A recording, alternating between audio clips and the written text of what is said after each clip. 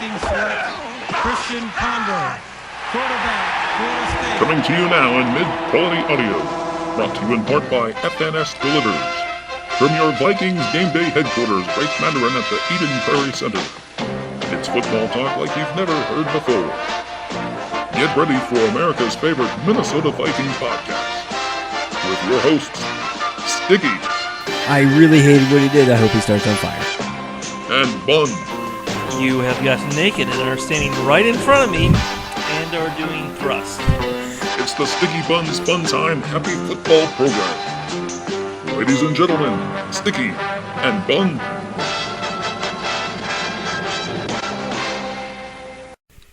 Ah, that was terrible. Jeez. You know, when I set the volume for things prior to it, it does not include you screaming into the mic. I felt that was the only appropriate way to start this podcast. I don't think I'll be doing more screaming. It's possible I will. It's also possible Athena will make herself very much a part of this podcast. Apparently. I could definitely hear her licking my face in my headphones. Yes, we are on location at Luke's place, because I cannot guarantee he will keep his clothes on. I feel like that should be said about life in general, that you should never be able to guarantee that Luke will keep his clothes on. It's funny because I asked your wife to try to control you, and she said she also asks you to keep your clothes on at home. She does. And so, is that a bad sign? Depends on who you're asking. I guess I'm asking you. Is it a bad sign for me that I don't keep my clothes on? No. Is it a bad sign that your wife says, keep your clothes on? Possibly. It would depend on what we're trying to do. Hi. It would depend on what we're trying to do when my clothes are off. Fair enough. If we're trying to have babies, I would say it's a bad thing she's telling me to get my clothes back on. Or is it good? I don't know how to answer your questions. You ask strange questions. Okay. I have another question for you, because this is very important. All right, I'm ready. When we talk about this last horrible, terrible, miserable, I hated it all game, are you going to make excuses for a certain quarterback? Hold on, I have something for you. Because the thing is, now there were other terrible things about that game, but here's the thing: Ponder was terrible all by himself. He did not need help being terrible.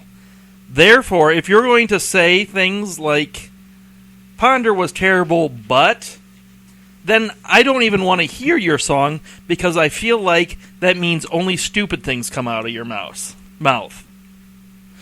Ponder was terrible regardless of the circumstances. There were other terrible things, and we should get into that, but Ponder was terrible. Here's what I feel like. There is never a point in time when stupid things don't come out of my mouth. So it doesn't really matter what we talk about. I'm out of breath. I sprinted into the other room and jumped over laundry baskets. I should not be this out of breath. Should do laundry. No, they're clean. They just need to be folded and put away. Okay. Because I knew you wanted to talk about him, my boyfriend. Yep. I brought this out for us to look at. Would you describe it to our beautiful listeners? Pain. I describe it as pain. You describe it as pain? Yes, it causes me pain to look at it. What kind of pain? Pain in my soul. Your soul? My soul. All right. What Why? it is a plaque of Christian Ponder's rookie card. Oh, you mean of Jesus himself? No, that is not what I mean. Because he looks like my savior. His first name is Christian. It is? But, yeah, it's just terrible. What? Why is my dog chewing on her tail on top of the board? I don't know. She has gotten very excited about licking things. That sounds like a trait that runs in our family. Get it? I try not to. You love when I tell you things and then you have this image in your mind for hours, days, sometimes months. What would you like to talk about first? Should we Do you want to talk about the white elephant in the room, meaning the greatest quarterback ever to wear number 7 for the Minnesota Vikings? Like, my brain just went in a freeze. Like, I knew I should reply to that, but it's so stupid. There's just this white noise in my brain. There's no actual thoughts. My favorite is that you said, my brain feels like it should have replied, but it couldn't. Yes. It just couldn't. Do you want to talk about him first, or do you want to talk about the rest of the team? Let's talk about him first. Okay. What did you think of his performance? Well, I did try and trade. No, I didn't try and trade. I did try and pick him up to start him in my fantasy league. Oh, and then you were very upset when someone else had already picked him up and started him randomly. I was pissed because no one should have the love I have for Christian Ponder. That is true. Not no even one should. Sam. Not even Sam Ponder, his wife. Yeah. No one shares that love. His grandma, no.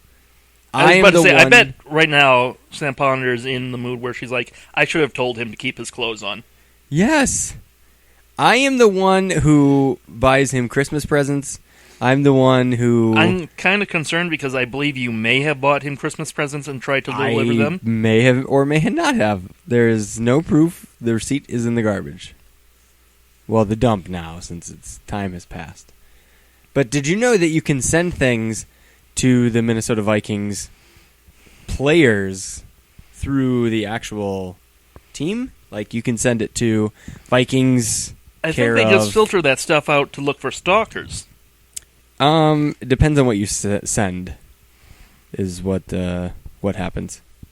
Does that make sense? And what did you send? Well, I never said I sent something, okay? I just said that you could do that if that's what you were trying to do. I can't say that I have tried to do that, but I know a lot about it. You would attempt to send him like Brit's eggs so he could fertilize them, and then you could implant them back in Brit so you could have a Ponder baby. Well, I mean, who wouldn't want a Ponder baby? I don't think Sam wants a Ponder baby anymore. Sam probably does not want a Ponder baby at this point. No, that is probably accurate. They probably had a long talk at the kitchen table afterwards and discussed his future earning potential. Why, we are mean. We are a little mean. But I don't mean to be that mean because some people are truly, truly mean about the whole thing, and they shouldn't be. And I don't hate Christian Ponder. I just have no desire to ever see him wearing a Vikings jersey, even as a fan, ever again. That's all I want. Wait, so you wouldn't like it if, let's say in 10 years, because we know we know what's going to happen next year. In 10 years, if you're saying you do not want him to be in the stands wearing a number 44 jersey. 44? Is it 45? Who are we talking? Asiata. 44. A number 44 jersey cheering on his favorite team. Go Asiata! Go Asiata! That's too close to bad things happening. Turning to the guy next to him. I used to hand off to him. Or would he be in the I don't think suite? Asiata will be in the league in 10 years either. Even good running backs True. don't generally last that long. Guess we should have said something like McKinnon. And even that would be difficult. Rhodes? AP's baby? He's got several of them. He does have a lot. At some point, one of them's got to be able to play football. You would think. Football? But no. He had a terrible game.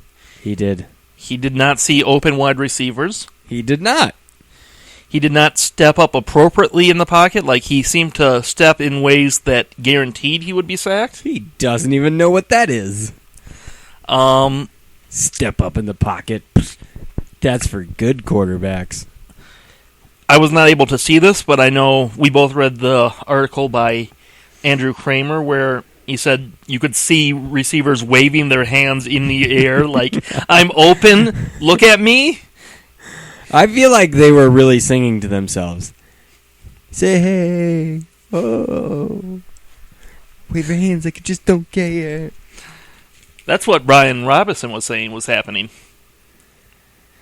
Yeah, he is about as down on the defense as you are in the team right now. You know, once we get done talking about this game, I do feel like this would be a decent time to have, just a recap of the first almost third of a season. Well, it is the quarter mark, right? We've had 4 games? We've had 5. Fuck. We should have talked about the quarter last week. Now we can't talk about it. We'll talk about the third. Nick, Bun. It's a period. It's hockey time. Ugh, I hate hockey. It's so dumb. Why do people play hockey? Don't answer that. I don't want to know. Because I won't believe you. I'll believe that's gibberish. Lots of gibberish. All right. But anyhow,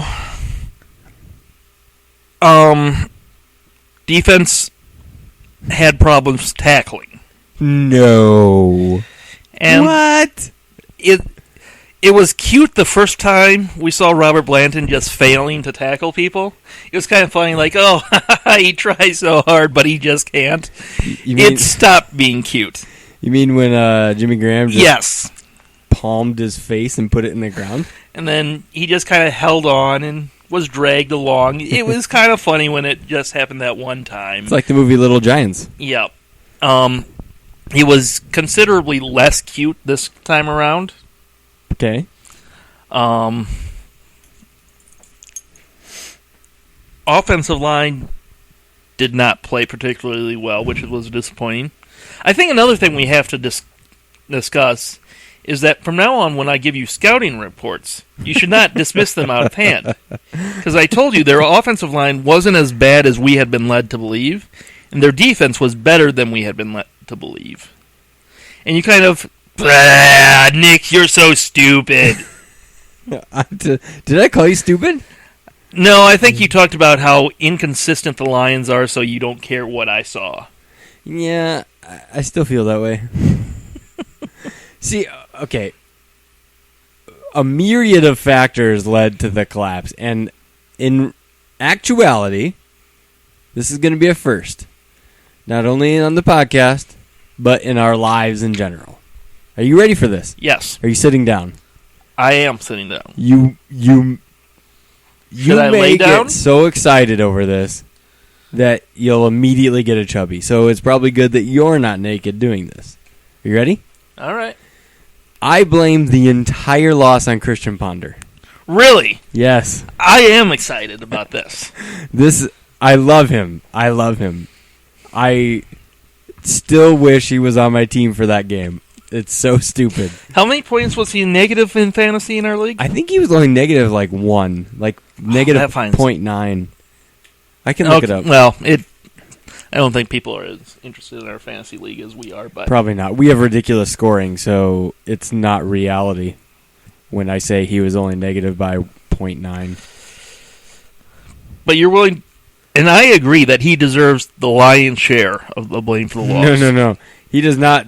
He deserves way more than the lion's share. Way more. Christian Ponder was negative 0.95. His stats were, well, he did clean it up in the end. Yeah. 222 yards, 2 interceptions. Don't forget the touchdown to the other team. I think that's what I called, wasn't it? It is. 15 yards rushing and 1 touchdown running. That's actually really close to the numbers I called, except for I think I had him throwing quite a bit less. I didn't expect the score to get as out of control as it did so quickly. No. It's all on him. It's literally all on him. Just no offense meant the defense was put in bad positions. Not seeing wide receivers killed the offense. Well, okay, so obviously from an offensive standpoint, if you're not, as we both read in Andrew Kramer's piece, they blitz the majority of the time, as you should do with Christian Ponder. Yes. That is his biggest fault. He cannot react accordingly.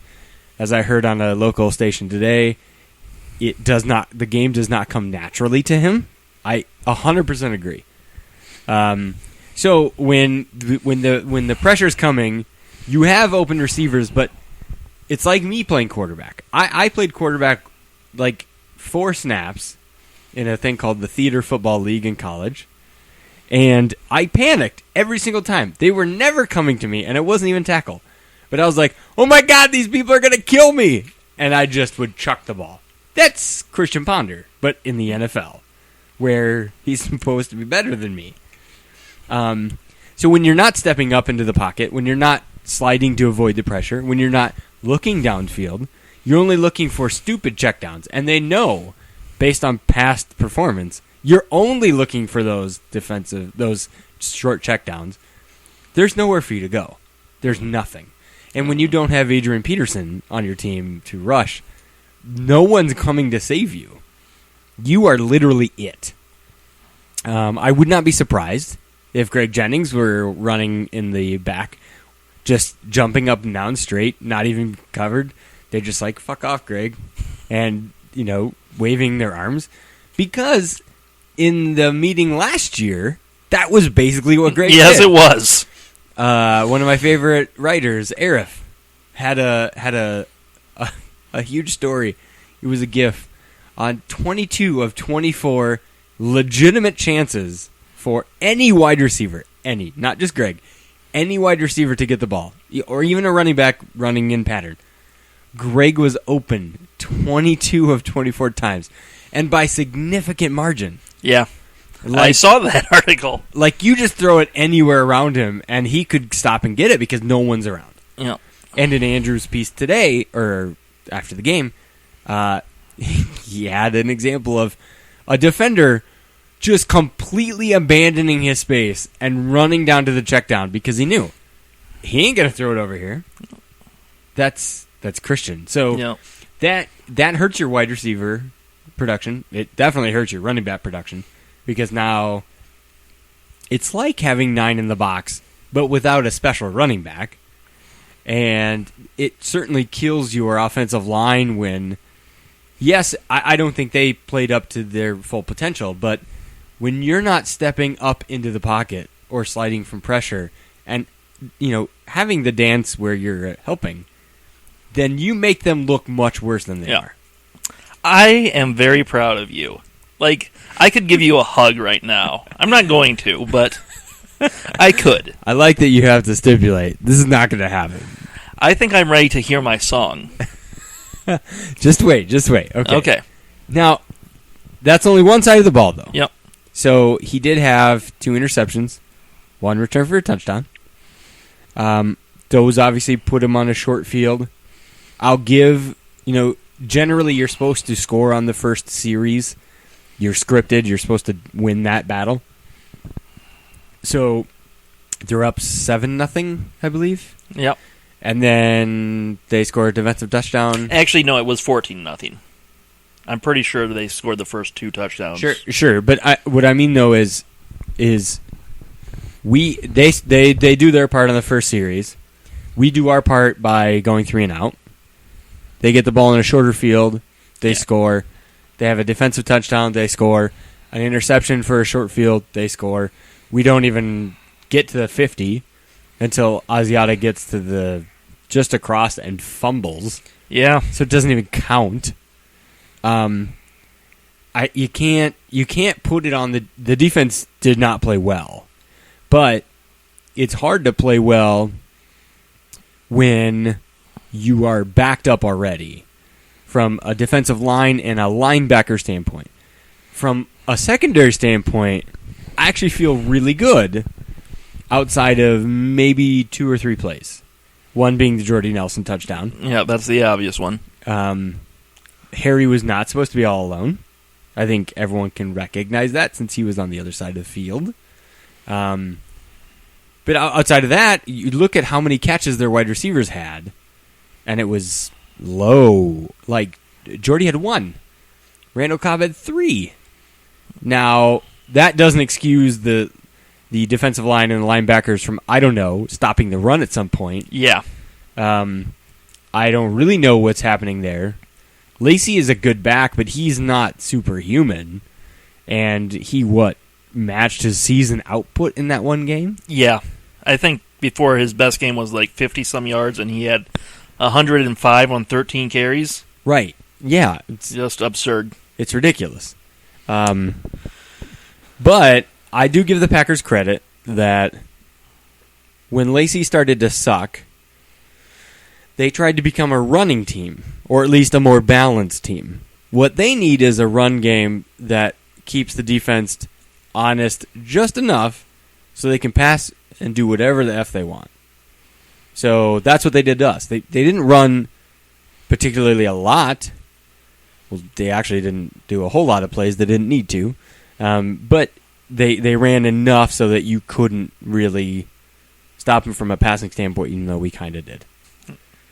But I blame the majority of that on Christian. And I would not be surprised. I know this has actually been talked about and rebuffed a little. I would not be surprised if some of the defenders said, Christian Ponder starting, huh? I guess I'm going to have to play better because he's playing. And I did hear a lot of criticism that we weren't playing as a unit. We were playing more freelance style. Yep, I heard that as well. And the crazy, crazy things that Zimmer asks you to do, I have never heard that it lent itself well to crazy freelancing. Yep. So I agree. I place 100% on Christian Ponder. Well, this may be my favorite podcast. I love him. I want to have his children. Has Larry dropped him yet? I would assume so. Kind of. I just miss him.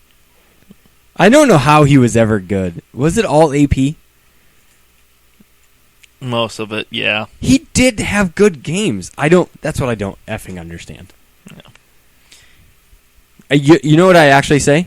What? I don't care. Cut him. Do you think he played himself out of the NFL with that game? Because I assumed that... Yes. I think so, too. I assumed before this season that some team would give him a backup job just to see if he could become a decent backup. And I think that question was answered. And I think his agent will really have to call around to get someone to even accept him in camp. Because I don't think people see any upside to him anymore. Well, if you think about it, who would you rather... We all thought he could probably be a good backup. I did not. You did not. That's on the record. I think the majority of people in the universe thought he could be a good backup. Maybe a start here every so often, but not someone who is starting all the time. Someone he's backing up, probably never sees the field, but can play.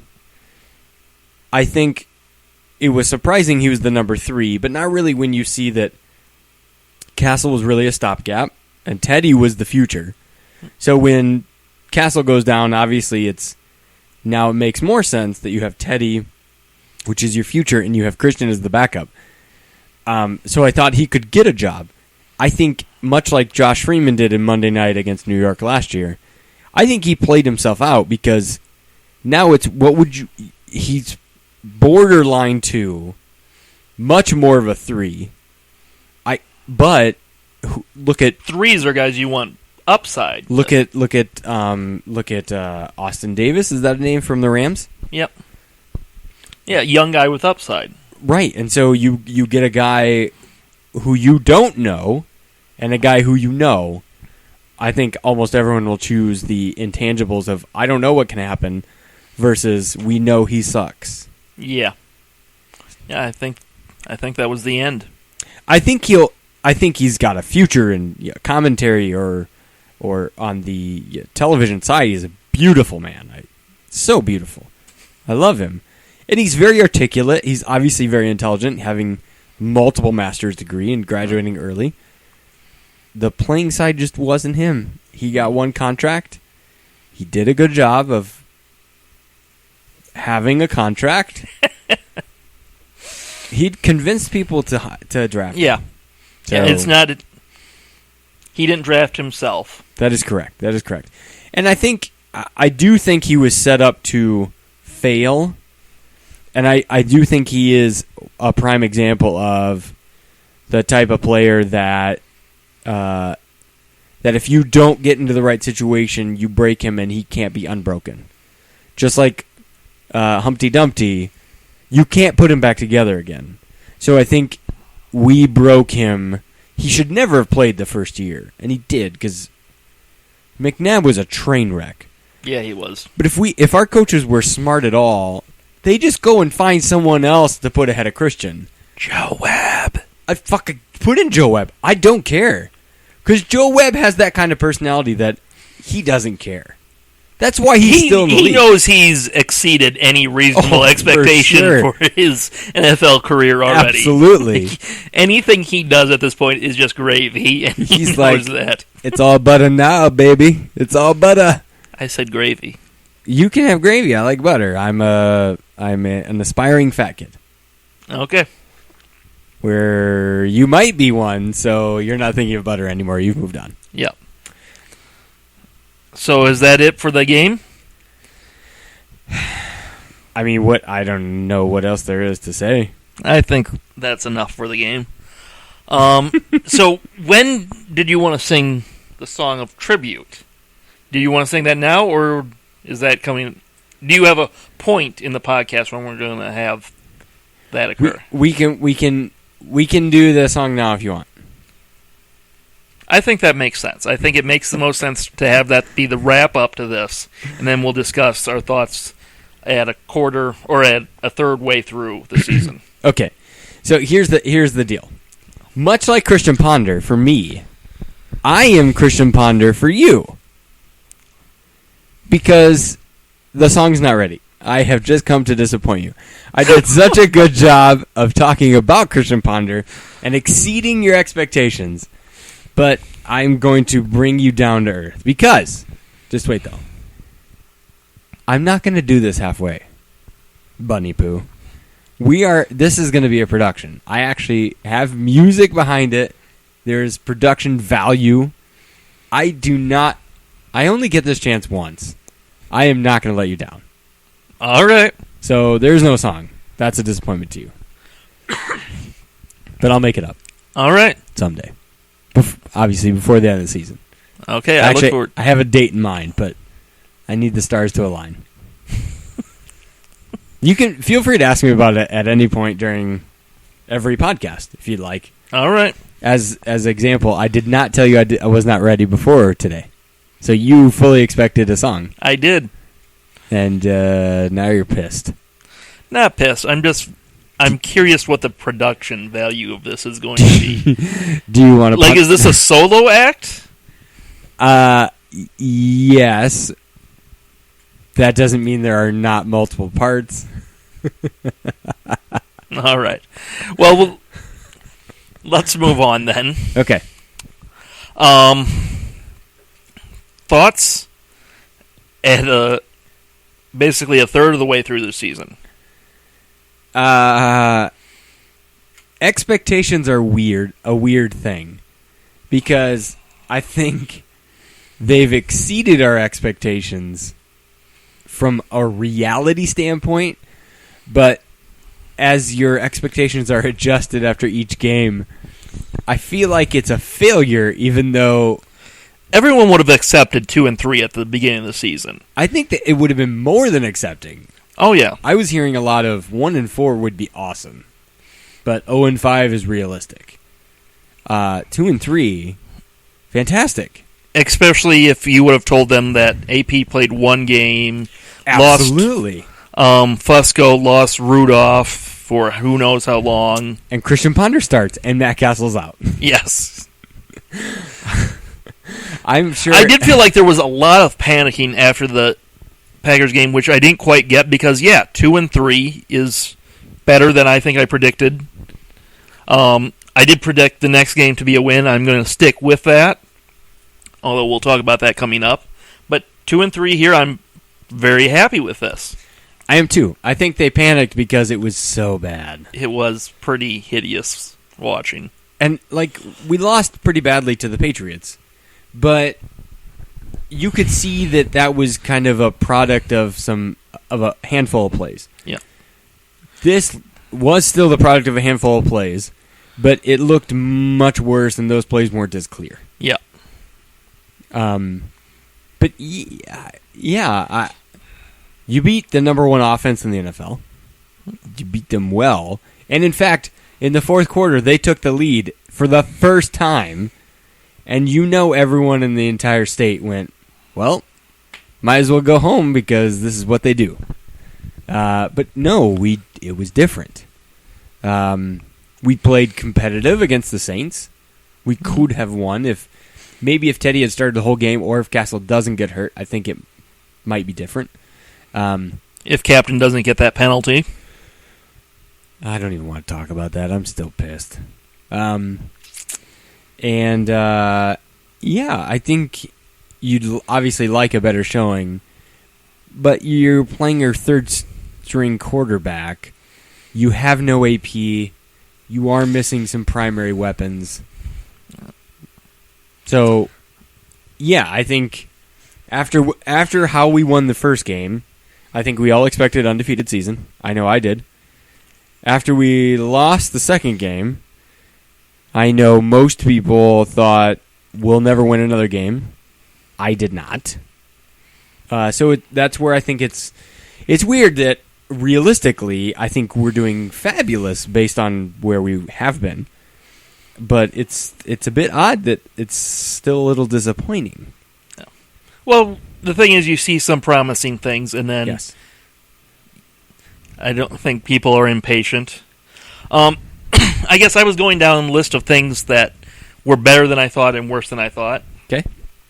Secondary, much better than I thought. Oh, it's not even close. Especially Josh Robinson. This looks like the NFL, not college.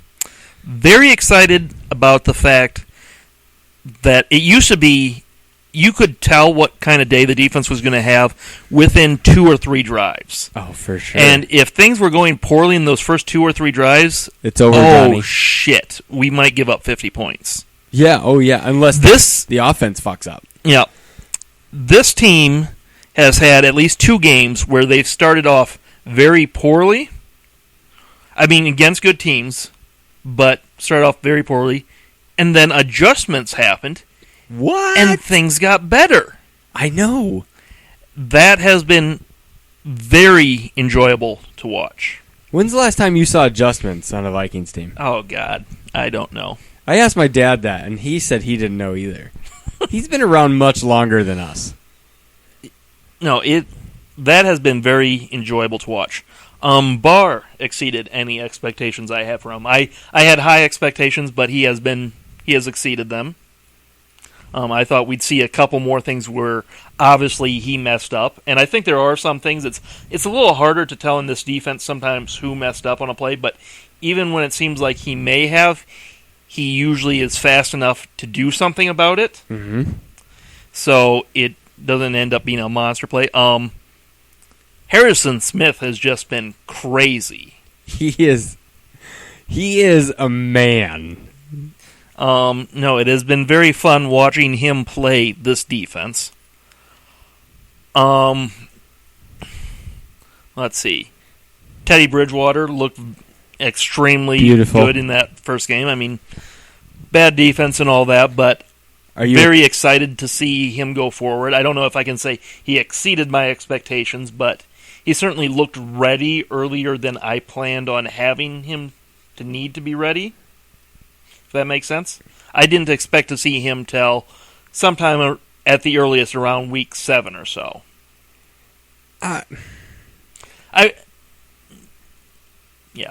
I can't say exceeded my expectations, but I was very on board with drafting him, and he has given me no reason not to feel that way continuing on. See, I always thought, how do I say this? I always thought that he was good enough to start right away.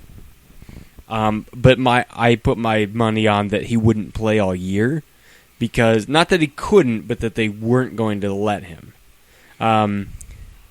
Because the biggest thing we heard about him coming in was that this is what he does.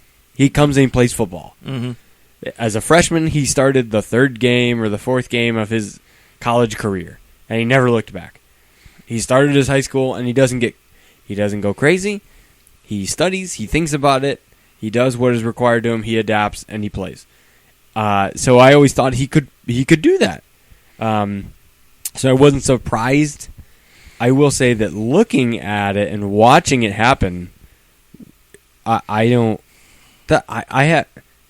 different. 2009 was the first time I saw it. I came up with Dante Culpepper. And Dante just throw the ball to Moss. Randall Cunningham, throw the ball to Moss. Before that, throw the ball anywhere near Chris Carter and he'll catch it. Yeah.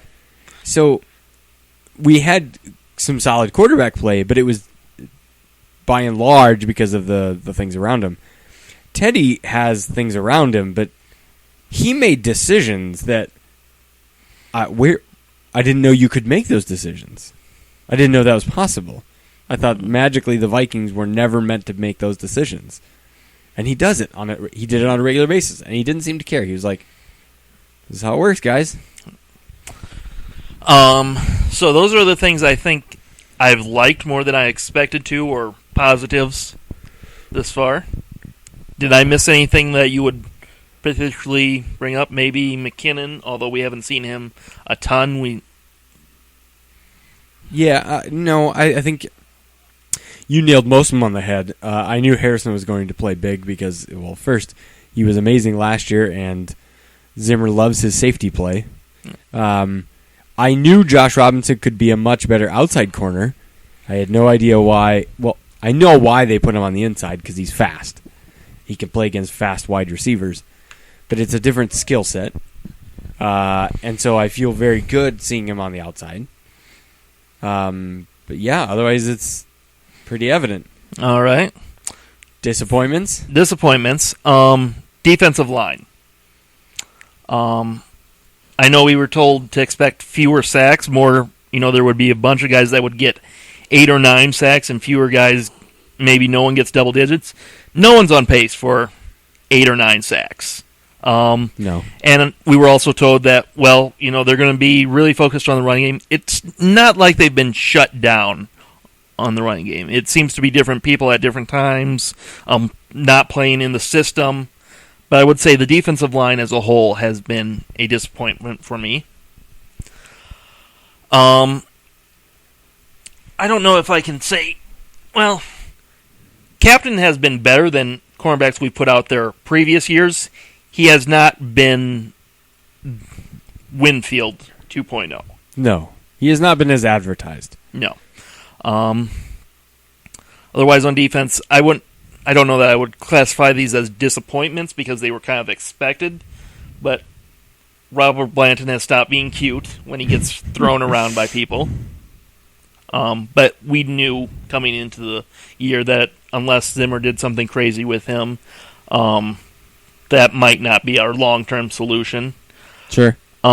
Same with linebacker position in general. Have you heard Brinkley's name mentioned once?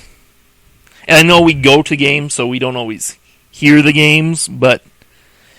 Yeah, I heard him mentioned as a guy who practiced the other day. Yeah, and again, he's the guy that comes out in nickel, but that still means he's playing somewhere between 30 and 40% of the plays just invisible. Sure. Greenway has been injured, and he didn't look bad before that. No. But nothing amazing. Hodges has had moments, but he's had moments where he looks like a guy who should be a backup. But he has also had some splash plays. Yeah. Like I said, he has moments. But in general, linebacker, they could throw another number 1 pick at linebacker, and no one would blink. What about Audie Cole? Haven't heard his name a whole lot. You love Audie Cole. I kind of wish that with how little we've heard Brinkley's name, that we'd see Audie Cole mentioned a little bit more, or as playing a little bit more, getting some more playing time, but that does not appear to be the case. Well, you know what Zim said. What did Zim say? Maybe you don't know because you don't listen to his press conferences. No. He said after the game that feelings are going to get hurt because my feelings are hurt. I did hear that. You think that... I mean, that has widely been talked about as possibly some changes in the starting rotation. You think that's where he's going to go? I think the defensive line and linebacker are certainly areas that he could make those decisions. Yeah.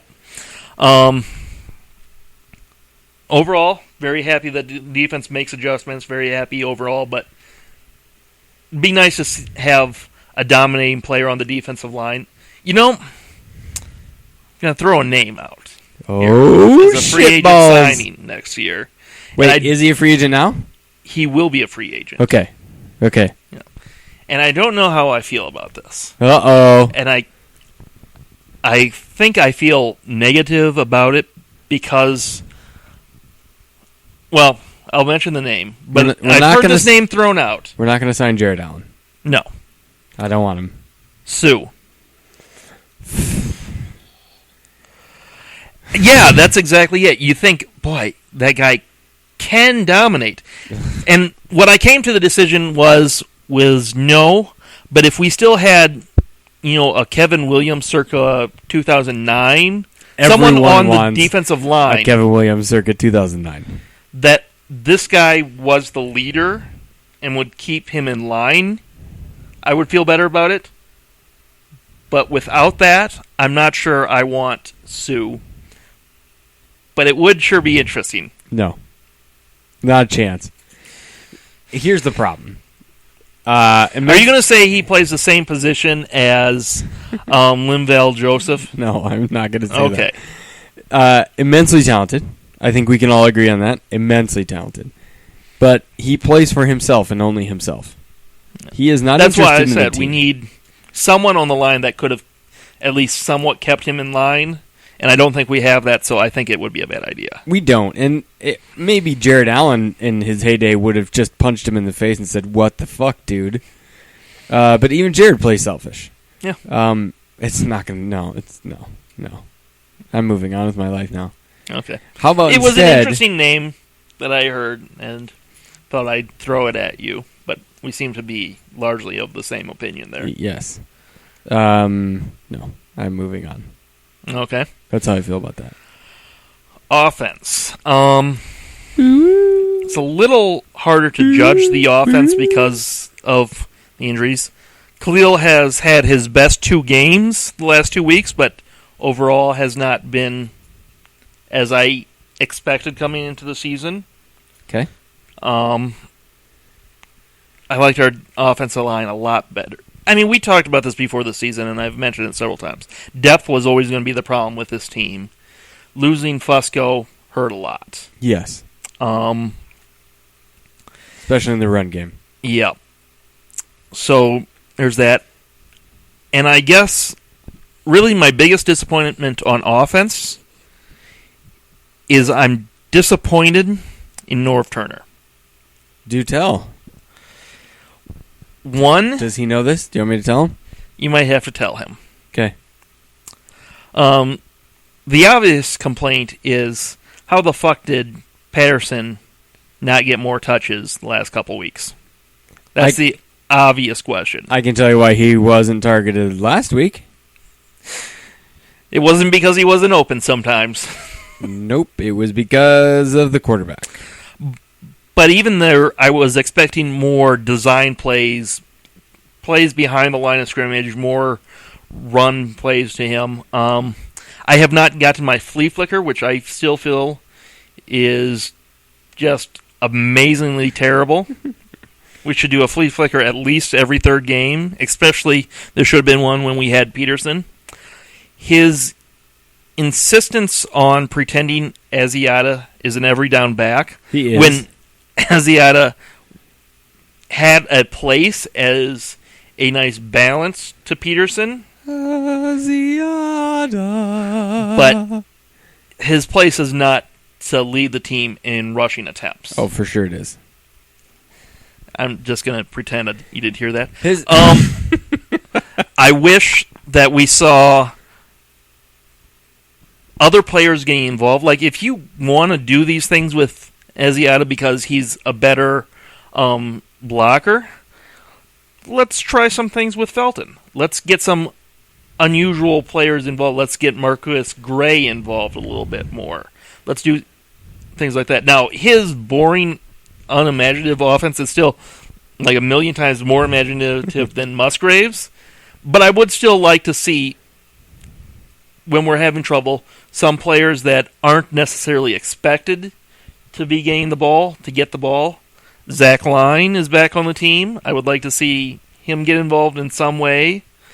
Banyard has 0 carries. Maybe that's just me being stupid about that, but I just feel like there are other players that deserve more touches than Asiata. By the way, your Banyard thing, that's not a maybe. You're being stupid about it. Okay. Let me ask you a question. Is your disdain for Asiata more or how less, he's used? Yeah, sure. Well, or him as a football player in general on the NFL roster. I don't have a problem with him being on the team. As number 1. I just have a problem with how he's used. Okay, so his usage, is it more, your disdain for his usage, is it more or less than Christian Ponder? I disdain Christian Ponder more because he's a terrible player. I just don't like how Asiata is used. But beautiful Christian led you to the playoffs. Asiata did not. 2,000 yards rushing led us to the playoffs. But Christian had to make throws. We've moved on from the Christian Ponder thing. I think I said this last week. Asiata is Nick Punto. He has a place on a team. It makes sense that he's on the roster. You just have to understand when to use him and when not to use him. Okay, I am not disappointed in Norv Turner. Now, I was about to say, I have one more thought, and this is going to be kind of, you had your big... Is this juicy? Ponder thing. My God, are you going to tell me you love him? Did you meet him? No. I have his autograph. No. You finally, I thought, came to reality on Ponder. I do think there has been a complaint that I've made very vocal that I think is unfair and needs to go away. Uh-oh. Concerning our offense. Do you have an idea what it is? I actually have no idea. This is like Christmas when you're a kid, before your dad tells you what he bought you on accident. Did that happen to you a lot? Yeah, it was a green Game Boy. My parents got me a Game Boy, but I was all excited because I got the box and it said Game Boy on it. But then there was something else inside there, and they had hid the Game Boy in another present, but they let me believe that, it was just a box, and it was just awesome. crushed. That's awesome. I want to meet your parents. Is your mom in town? She might be on Wednesday. That's tomorrow. Yep. Can we put her on this podcast? No. We'll do an emergency edition. No. It'll be like mom edition. No. We talked about this, right? Didn't I say but didn't I say why can't she be more like Mrs. Glanzer? Or did I? I know I thought it. Did I tell you that? No, you told me that on I Am. Yeah, that's how we speak because that's how you speak. You don't. Yes. You don't talk on the phone. That's right. She will never be on this podcast. If I do my job correctly, she will never find out about this podcast. Okay, people of the earth who are listening to this, all one, at least 3 person in Texas. No, we got emails that he does listen. Okay. He's real. I should acknowledge that. We kind of knew he was real, but we also know he didn't randomly find us on YouTube. But people of the earth, please help us in trying to get Nick's or Bun's mom on this podcast. I know she probably doesn't want to hear his language, but she will adore it.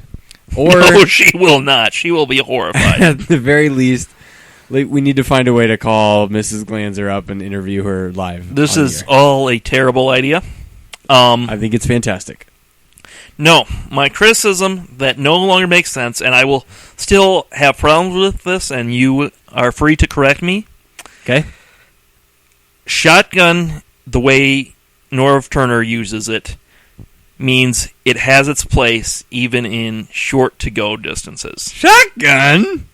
Because Shotgun? A lot of my problem before with shotgun was that you could tell we were passing it, and we had Adrian Peterson back there, and it was like, why would you give the defense that information? We would run draws 1 out of 20 times in shotgun, and we would not block well for it, so no one had to respect it. We run quite a bit out of shotgun in North Turner's offense. Shotgun? We do so somewhat successfully. Somewhat? We do it successfully. I'm sorry. I still No. It's hard for me to say this. Hold on. This is an intervention, Bun. This is not just somewhat successfully or even successfully. It is above average. Say it with me. I don't know that I can confirm that. Hold on, let me bring up I the believe I statistics. heard that in the Packers game. I'm not sure if that's true. Other ones. Also, the other one I'm assuming you're referring to is the one with Atlanta. I would prefer to see if that continues with Bridgewater back there against a better defense. Shotgun? But yes, in North Turner's offense, shotgun on 3rd and 1 does make sense. And so that is one of my complaints that I am going to have to get over. Hold on. You cannot tell me when the Vikings are averaging I am giving quite a bit here. Come on, this is double. So under center, the Vikings average 2.6 yards per carry on running, which makes sense because Matt Asiata, your favorite NFL starting running back, is starting for the Vikings. On shotgun, we average 5.2. I feel a lot of that came in the Atlanta game. Let's see if it continues. If it's still true. You're still in denial. If it's still true 2 weeks from now, I will agree that we are above average. Bun. We are better at running shotgun. Here's what I need to know. How good does it feel that you have reached the first step in recovery? You have accepted that you have a problem. You have identified it, and you have accepted that it is different than what you anticipated. Do you feel good about that? It's scary. I honestly, I feel a little bit sick that I have to give this up. And this will only last as long as North Turner is our coordinator or someone who runs a similar offense.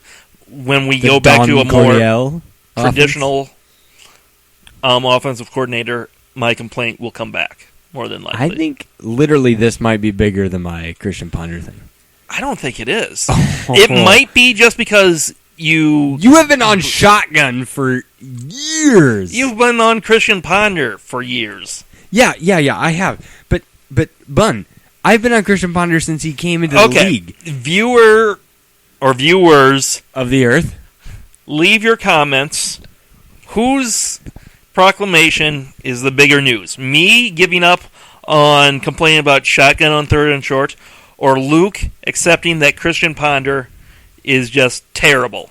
If I didn't know you better, I think you might be drunk right now. Because of what you said. Not because you don't think that yours is bigger, but because you said it in general.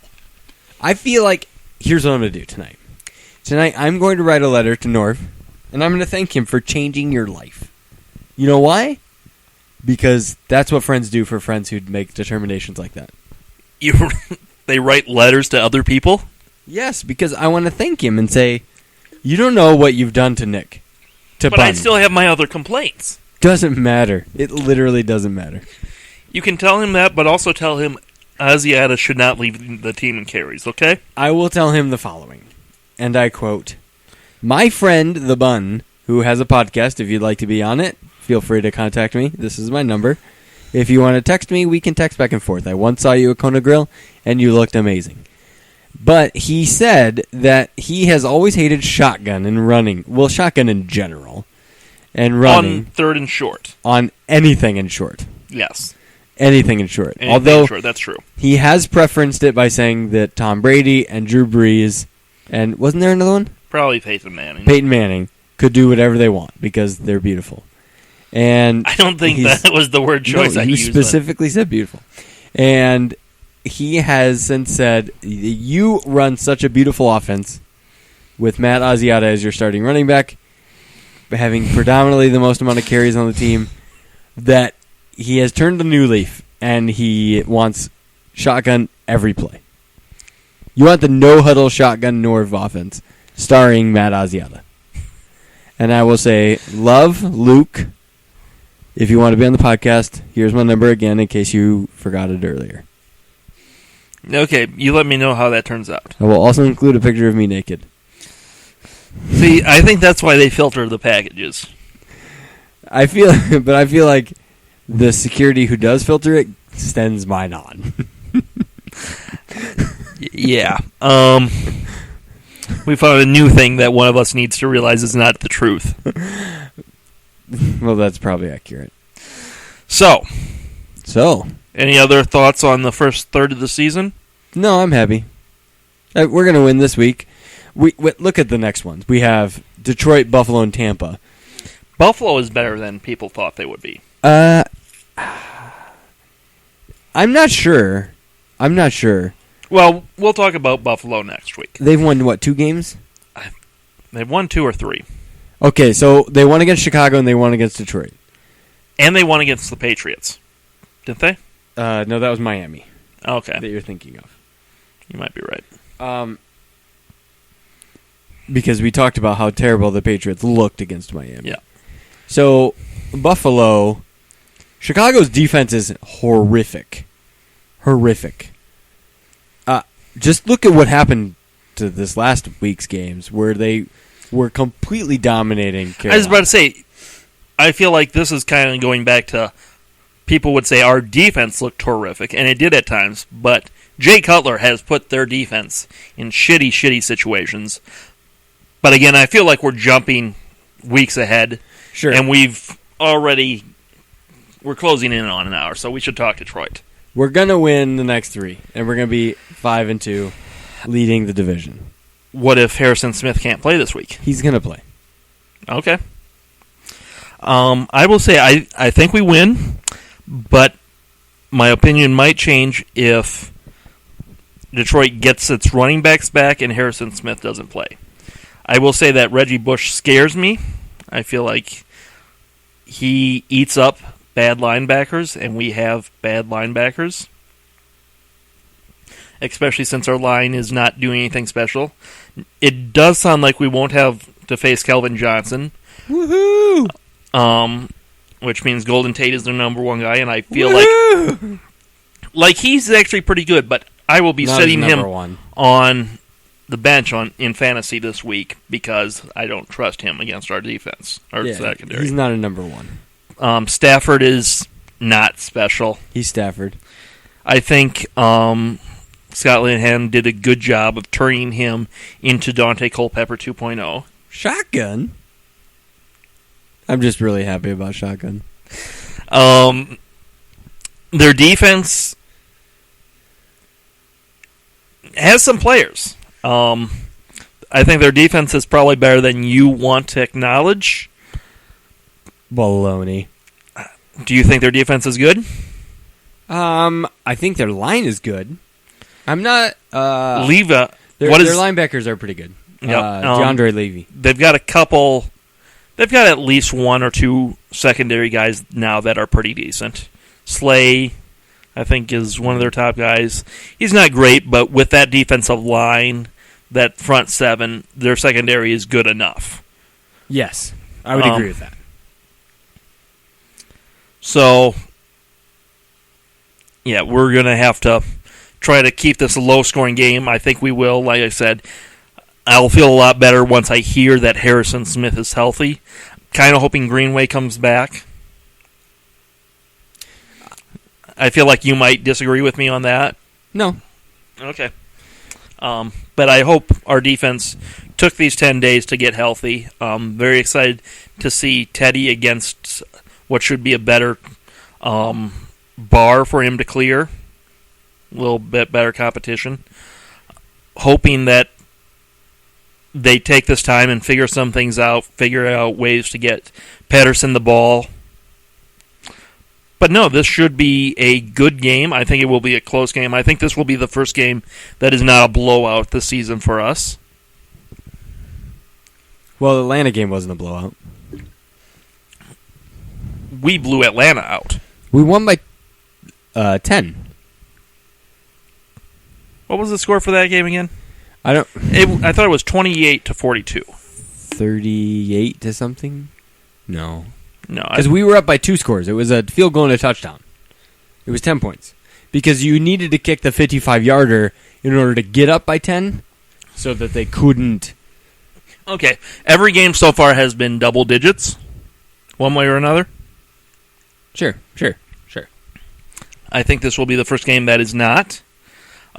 We can only hope their kicking woes extend 1 week, even though it seems really hard to believe that they will. Like, a team can only be so unlucky.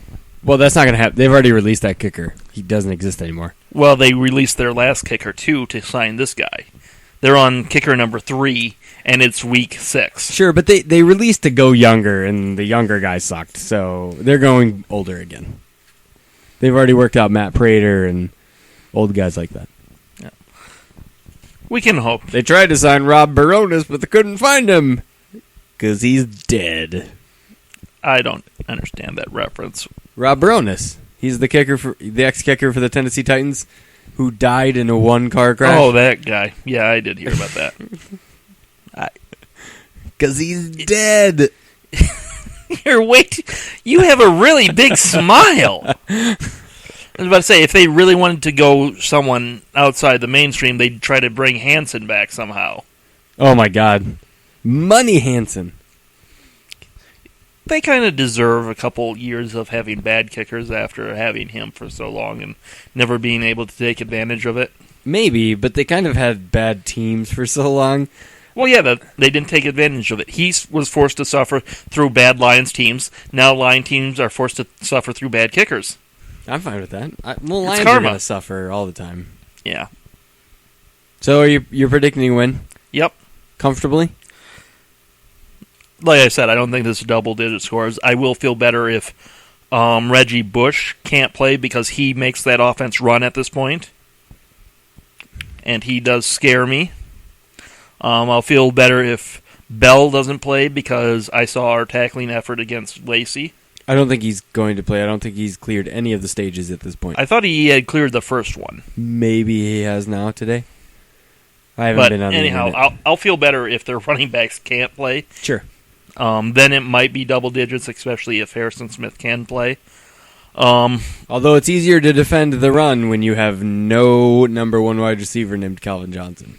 That's true, but Reggie Bush still scares me with our linebackers. Okay.